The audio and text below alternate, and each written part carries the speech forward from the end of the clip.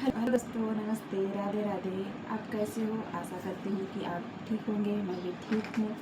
मैं एक guest teacher हूँ, उसके साथ में एक माँ हूँ और इसके साथ साथ मैं एमपी वर्ग 2 और वर्ग 3 की तैयारी कर रही हूँ, जिसमें मेरा वर्ग 2 में मुख्य संस्कृत सब्जेक्ट है और वर्ग 3 में तो आपको पता ही है कि अब केवल पात्रता ही होने वाली है और पात्रता ही एग्ज़ाम पे चयन होने वाला है, जिसमें पात्रता में 5 सब्जेक्ट होते थे, सीडीपी, ईवीएस, हिंदी और जो मतलब इंग्लिश लेना चाहता है इंग्लिश, उर्दू और संस्कृत जो भी है, इन तीनों चारों में से अन्य जो सब्जेक्ट होते हैं उसको चूज़ कर सकता है और मैथ्स रहती है।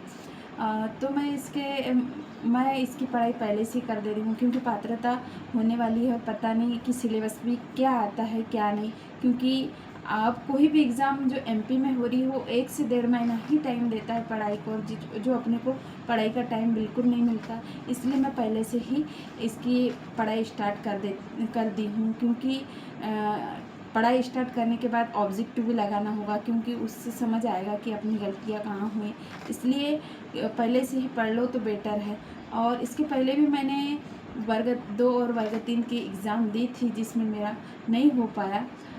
शायद मुझ में कमी रही होगी या मेरी पढ़ाई में कमी रही होगी, इसलिए मैं सुधार करना चाहती हूँ कि कहाँ मिस्टेक हुई है, मैं उसको सुधारूँ।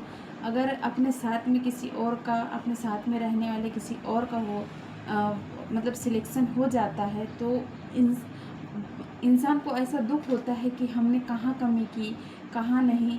लेकिन उस कमी को अपन सुधार सकते हैं। उसको अपन मौका है कि मान लो कि मौका नहीं रहता तो कोई बात नहीं, लेकिन अपने पास मौका है तो अपन कुछ कर सकते हैं।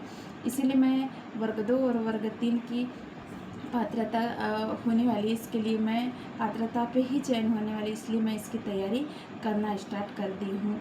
और उसके साथ में मेरे ऊपर अपनी एक माँ की भी जिम्मेदारी है, तो उसको भी मुझे निभाना है अच्छे से। और जो है उसके साथ में ही मैं गेस्ट टीचर हूँ, तो मुझे स्कूल में भी टाइम देना होता है बच्चे को। और स्कूल में भी मैं मुख्य सब्जेक्ट संस्कृत ही पढ़ाती हूँ मैं, और उसके साथ साथ मैं संस्कृत की कुछ मतलब पुरानी नोट्स से उसी से ही पढ़ना स्टार्ट करती हूँ, तो जिससे मतलब अपना बेसिक है वो अब स्ट्रॉन्ग हो जाए और मतलब आने वाली एग्ज़ाम के लिए मुझे इजी हो जाए। तो दोस्तों, आप भी एमपी से हो तो आप भी एग्ज़ाम की तैयारी के लिए पहले से ही तैयारी करना स्टार्ट कर दो दोस्तों, क्योंकि टाइम बिल्कुल नहीं देता। कोई भी एग्ज़ाम में एमपी में 1 से 1.5 ही महीना देता है।